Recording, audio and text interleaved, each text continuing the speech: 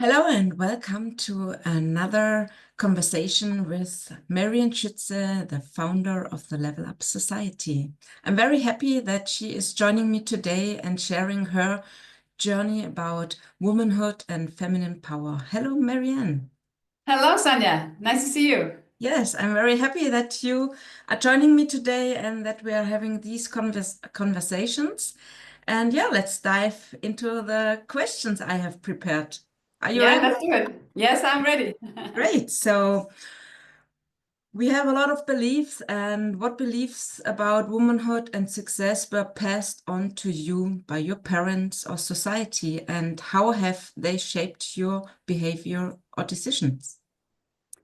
I would say that society, it always gave us the idea that the woman is number two because we were late to get started with working outside of the house. So, at least from our generation, I would say that we saw that, the man is making the most money. Woman most often is working less, she's making less. And she is supposed to take care of the household, the kids, and everything. And yeah, that's even how society is, the structure of everything, how you can bring your kids, to kindergarten and all of that, how it's underlining that message. But I would say growing up with my parents, I had seen, that my dad was the main provider. My mom was also working, but she was working not full time, so she had the time to be with us in the afternoon. And it was very often, visible for us that who is ruling the house is the one who makes the most money. They are the ones to make the bigger decisions, not like what to eat every day, but what cars we're having, where we're going on a holiday, and just like you get the idea that the one with the most money is the one in charge. And as well, when I look at my mom, she always really encouraged me to go after my goals and dreams, and she used to do that when she was younger. Mhm. She was from a very very small province, and she was one of the only ones actually traveling and moving to different countries when she was young. So I really admire her for that, but I also saw that when she started a family, all of that ended immediately. And I know that a couple of times he tried to, take an additional education because he had different interests, but she was never able to make that happen because there was no time for her. So she was like a second priority. So it's like she spoke one thing, but I saw a little bit different. I understand the circumstances, but at least she tried to encourage me to, keep doing what she started doing when she was young. But then she stopped doing it later on. She wanted me to continue the work that she, so to speak, started. Right? That's what I'm thinking, and supporting me a lot when I had my kids, taking care of them, so I could travel and Mm. work and do the things that was coming to me. So it's a little bit of a mix. Yeah, I would like say. I think that a lot of women can relate to that and have experienced similar situations in their family. Yeah, Hmm. so when did you first realize that living in alignment with your feminine power rather than imitating masculine energy could lead to greater flow and fulfillment in your life? It's a little hard to say a specific time, but I would say for many years I just felt a little bit off. Like I didn't feel natural. Or how can you say it? I felt like, when I was working a job, I had to dress in a specific way. I was one of the only women, out of a lot of men. So I found myself dressing up every day in a suit with white shirt, totally, buttoned up and not a lot of jewelry and I just didn't feel very good about that. I couldn't really point a finger to what it was. I just felt that something is not right. And it wasn't only really later, maybe 3, 4 years ago, that I started studying about the laws of the universe, energy, feminine energy, because in a way just didn't want to be feminine in the way that was in the 60s, like it's for me, like I don't want to be constantly debating about my rights and how I should be treated. So I was rather not to step into that, to just avoid all of that. I'm not really a fan of quotes and all of that quotas. So I think I tricked myself into staying in it too long. But then when I finally dived into it, I realized, hey, I'm missing out on a half of me is not even in the game.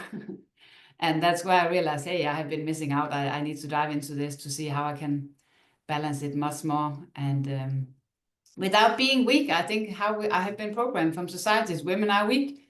Women must dress up like men to have a chance to survive and get results. And Mm. I guess I believed that for a period of time. So it was also a little bit tricky to allow myself to start dressing differently and, you know, operating differently, because I was a little bit afraid if that's really true. Am I not able to make it if I dress up like a woman? And now I'm like, what the heck was I thinking? But Yes, that's a limiting belief, right there. Yeah. yeah, when you look into the leadership of companies, the female leaders, they are very masculine, like you said, Mhm. dress up in suits and everything. So Yeah. it's changing now, but the past 10 or 20 years, women had to fight to get a leading position, and Yeah. they had to be very masculine, yes. Yeah. And so it's like, it just demands more of you because it's not natural to you to be in that role constantly. And that's what I found, that it's just draining me in a way. I cannot explain it, but when I'm in my feminine power, I'm way more effortless. It's like, this is natural to me. I'm just following my instincts. And that's when I realized, hey, it seems like I'm missing out on something Mm. Yeah. big. It turned out So massive. what are the key values and traits you identify with as a woman, and how do they empower you to fulfill your vision of helping others to level up? I think one of them is that I really care about other people. Mm. I also, want to make money and have a great business, but I really do care about people. And I think most women really have that nurturer, inside of us. But the thing is that it can be also something that is not helping us, because we tend to do too much for other people before allowing ourselves to take care of ourselves. So I would say that's what I have realized, that I have overcome that belief that I need to provide for other people so and so before I can even think about doing something for me. So helping women overcoming that and realizing that you cannot pour from an empty cup. And what do you really do as soon as you feel that you are filled up? You give. That's because it's natural to us. It's not something we must be reminded. So it's in us to give. We just need to reprogram that. Who are we giving it to first? It must be ourselves, because if not, we'll run out of energy and we'll end up being a victim, which I was also for many years. Because if you constantly, work and operate as a man, as a woman, it's just not fulfilling you. And you end up, waiting on somebody else to take care of you. So everything always has a strong and a negative, at the same time. What we are very good at is also a disadvantage sometimes, Yeah. because we prioritize others too much. Kids, co-workers, just really whatever, neighbors, anybody who wants our help, we're ready. But when it comes to us helping us, let me do a little bit of housework before I can allow that. Yeah, and I think we need to find a balance for Yeah. everything. Yeah. I would say my intuition as well as something that women are really great at. And I had that for many years, this little voice telling me certain things, but I was not willing to listen, because it did really go against most of what I have been told and what I've seen from also the jobs that I've had. So it took me some time to start following my intuition. But when I did that, I started seeing really very different results. And I would say the third thing for women is communication. Mhm. Most of us are very great at communicating because we are in the center of so many different things. So naturally, we have to be like a project manager. We need to know about different people's needs, communicate, and so that's a trait, I would say. For I know it's not just being a woman, but at least it's a feminine trait that a man also can have. But it's just now we're talking only about women. Yeah. So yeah, we started with limiting beliefs, and as I could hear from your answers of all my questions, you were speaking all the time about beliefs, because we have so many beliefs. Mhm. And what steps or practices have helped you reprogram limiting beliefs about femininity and Mhm. success? And how have these changes positively impacted your life? I would say that I got myself a mentor who showed me to read different books, and not just read them, but really to study them and see how I could implement them. And books, that were about women who had a business and also had a life, so to say, because what I realized that when I had my leadership job, I didn't really have a life. I had to ignore completely my kids, what they were doing, I didn't participate in anything. So I had to find the success stories of women who had both. So I could eliminate that limiting belief that either you have a career or business or you have a family. It's not true. Of course, it cannot happen just doing things on a regular hamster wheel, because that's when you're working, you cannot be with your kids. So you need to find another way to make that puzzle happen. But I would say I started studying biographies of successful women that had really the life that I want, so I could see that it's possible. And then, of course, affirmations, every single day you need to constantly be aware what you're thinking and what are your actions. You need to constantly really be curious about, what am I doing right now? Why am I doing it? Is this leading me to new results? So I'm repeating the same beliefs. So it's, I would say, a combination of all of that, being as well in an environment with people, women who had both. And I started practicing that because when I was working, I never ever took time out to my kids. It was like, for me, when I started doing it, it was like it was illegal. Like this is leading you to to bad results. I didn't never pick up my phone when my kids called me during work. Never ever, unless they really called me like 5 times in a row. I knew I need to pick up this one. So it's just small things I started doing, taking time off, at specific time during the week, allowing myself to take care of things and I saw nothing happened. No damage happened, rather the opposite. So it was small things like that I had to do because I was on the scale from, not doing anything to you can do a lot. I just had to really start slowly because it was so much a change to me that having time off on my birthday, I'm like, what the. So it's just, you need to see it from somebody else to understand that, okay, if they can make such career with this type of life, okay, you can have it as well. Yes, absolutely. Yeah. You mentioned having a mentor and reading books, and I think education is so important. So what books, mentors, or resources have been pivotal in your journey to embrace and harness your feminine power? I would say that when it comes to mindset, for me, there's only one, that Mr. Bob Proctor. He's not, alive anymore, but he was the one really making me understand about my beliefs and how I can change them. So no matter what, I want to change them. If it's about my femininity or whatever else, I understood that I have the power to do that. And then when I understood the concept of that, I realized, what are the changes I want to make? And then I found them in different books like Fascinating Womanhood. Because even when I started reading that, I was so much against it. I was like, what is this?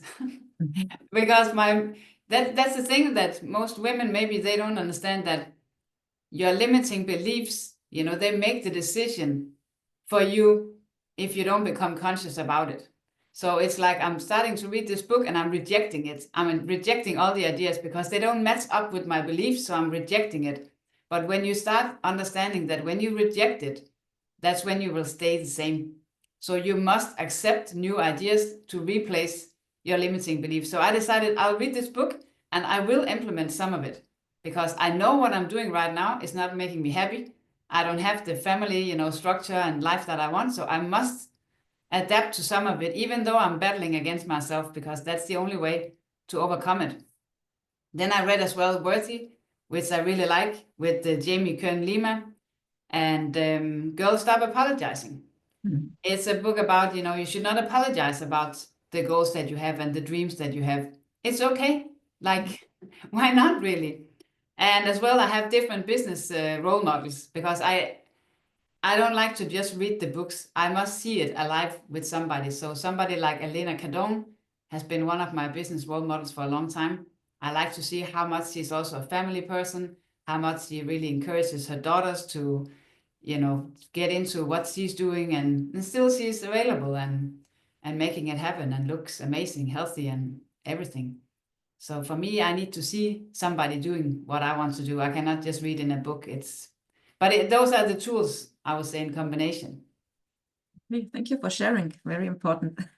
Yeah. So, how has embracing your natural strengths as a woman allowed you to achieve results with more flow and less struggle? Can you identify moments where this shift became most evident? Yeah, I really thought about that, like what is it really when you start doing it? But I think for me it was that I didn't have to play a role anymore. It's like you can just be you, follow your intuition, whatever you think, you just go ahead with that. You don't have to see if you follow different rules or you should have or could have or all of this that we are constantly debating what to do because we want to fit in or make sure that we tick the boxes. But that's when we're off track. We look outside of ourselves for what boxes to tick. We must look on the inside, and then everything just becomes way more effortless. But one thing I was thinking when it comes to that is that you must really have a strong self-worth, because when you don't have it, you are depending on fulfilling other people's, ideas, society's ideas. Then you feel that now you are completing, the task of being a woman. But are you really?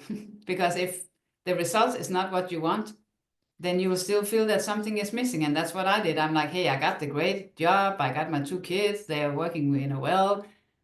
I'm still not happy. Like, what's going on? Mm. Because I was not fulfilling my own needs.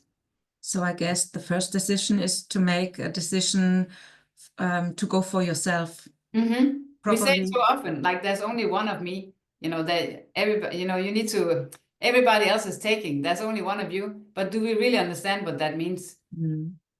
And you must be you, because there's a reason why you have these traits, this experience, this, if you try to stick, off the path, and you'll just be more confused. You need to stay on the path, listen to your intuition, and just be you. It's so deliberating. It's also scary because now you have to create the rules. Now you have to feel good enough or whatever enough to do the things that comes to you. Yeah. So it requires a lot of self-worth, which I didn't have in the beginning. I always had a lot of self-confidence because I know I'm a doer. I'm building a lot of skills, but being somebody, that's way different. So I think for many women, it's building the self-worth that you nearly that's an internal job that you must do it. Nobody can do it for you. Building that is on you. Yeah, and when we Is that start right? putting ourselves as number one, we Yeah. feel that we let others down. And I think that's the biggest issue for us women, Mm-hmm. especially moms, that we let our kids down, the expectations of other people, our husbands, Yeah, that's parents, we owe them. And yeah, we don't know anybody, nothing. yeah. It's just, nobody is entitled to anything from you. And I would say that learning to ask for help has been one of the biggest issues for me also, because Mm. I was always told from home, like, you're the one to take care of things, and the more you ask people, the weaker you look. So who wants to look weak? Yes. But you cannot figure everything out on your own. That's just facts. How many people we are in the world? Why not allow somebody to help you? And even letting go of responsibilities that are not yours. Yeah. I know we are really good at that as women. Let me take care of that. Let me take care of that. Oh, I'll volunteer for that. Yes. I really always practice to not do that. And I would say some of the circumstance of me working so much, it just didn't allow me to participate in a lot of things when it comes to the kids' school and all of that. So I was never a part of that, which I was happy about in some ways. I know maybe I'm offending some, but you just really often volunteer way too much compared to what you're capable of. And I just knew that I had nothing to offer because I simply even don't have the time for myself. So I was never into that loop. But I know a lot of us, we take on too many responsibilities, Mm. volunteer for things where we should have said no. Can you do this? Yeah, sure, I'll do it. And inside we're like, oh, why did I do it again? That's true. I Right. know that. And ending relationships. I don't mean really your love life, but that too, of course, if it's not serving you. Yeah. Ending relationships, replacing relationships. I have really been doing that lately. And even yesterday, I had a conversation with somebody. I said, for me now, I'm picking and choosing. I'm Mm. not owing anybody anything. Nobody's entitled for my time or anything. I need to take care of me. And the best way for me to do that is being around people with the same ideas, as me. And yeah, we're on the same journey. So I'm not just saying yes when inside my whole inner is screaming no. I'm done with that. That's Yeah, not flow. great. That's not living in flow, right? Yeah. So, what lessons from your own journey can you use to guide other women in breaking free from limiting beliefs and stepping into their feminine power to level up their lives? Yeah, I thought about that, and I would say all of them.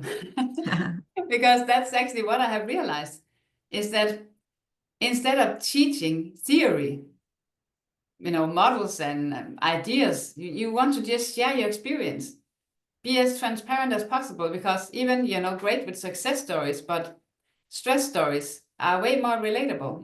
What did I do when I got divorced? How did I make it happen? How did I take care of my finances? What were my thoughts about my family situation? How did I deal with that? How did I build a business? Like everything. And for many years, I just didn't really share the real deal. I just shared, what looked the best, because again, that was how I was raised. Don't share, your struggles. Nobody's, caring nothing about that, which turns out to be a lie. So the more I share just who I am, what I'm doing, the people who want to listen and learn, they will do it. The ones who don't care nothing, they will stop listening, which is great, because you're not here for everybody. So the more you're just being you cannot say or do nothing wrong, because you are enough. You are, who you are. So just really be you, and then share everything. Somebody else will benefit from that. That's what I'm realizing. So what you give out, you'll receive right back. That's really one of my biggest learnings, that giving is receiving. Yeah. When you study the laws of the universe and everything, you know that whatever you give out, you receive it right back. Yeah. So if you give out a lie that everything is perfect when it's not, guess what you're gonna get right back? No, those people who are telling everything's perfect, they are Yeah. truly lying, because nobody has a perfect life and Oh. everybody's coming from a different journey. And Mm-hmm. so there's not the only path that one can go to reach the goal. But there are so many different things. And as you said, you just have to show how you reached it and are doing it, and everybody picks what suits, because I'm now standing here, next lady is standing there, has other goals than I do, and the next woman has other goals as well. So there's not just one path and one strategy, and everybody has to pick and choose. Mm-hmm. Yeah, I would say that all the women that I work with, they're on this level up journey, but their individual path is different, but they need to be on the same journey Yeah. to relate to, everything that I'm sharing. And I want to be even, more transparent in the coming years as well, because I know I'm still holding back something. It's a journey to also allow yourself to share that. And sometimes I forgot about things, because in the past, I didn't value that. I didn't, save it as something that later I want to share this. It's just, oh, let me just move on from this. But when your self-worth is growing, you can bring things from your backpack to the present and look at it and see, actually, this would serve somebody. Let me share that. Sometimes it's not pleasant. Recently you interviewed me for something else, which is very personal, but I'm deciding it's time to share it, because I know it will help somebody. Yeah, So, absolutely. yeah. Okay, yeah, thank you. These were my questions. Unless you don't have anything else to add, then I think no. I would just encourage, all the women listening to really maybe listen to it 2 times, take some notes, because it seems like such a huge change, but it really starts with very small changes, saying no to the things that is not in alignment with who you are, and, asking for help, letting go of responsibilities, following your intuition. It's things that you hear constantly, but do you really do them? It's not something magical, and it cannot be done in just really a week or two. It's a lifelong journey. And I feel that I'm coming back to who I am. Mhm. I'm relearning, something, unlearning, relearning. Mhm. It's a process to first really discover your limiting beliefs and question yourself, hey, do I actually agree to this? Why do I make these decisions every day? And I keep doing it when I'm not happy. I must change. So Okay. that's it.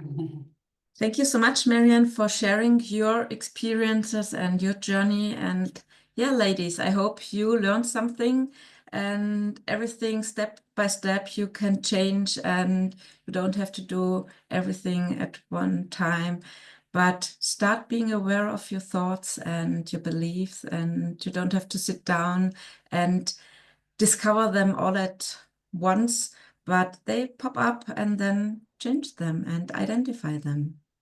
And as Marianne said, re-listen twice, 3 times, and take notes. So thank you for listening, and Marianne, thank you for sharing. Absolutely. Bye. Bye-bye.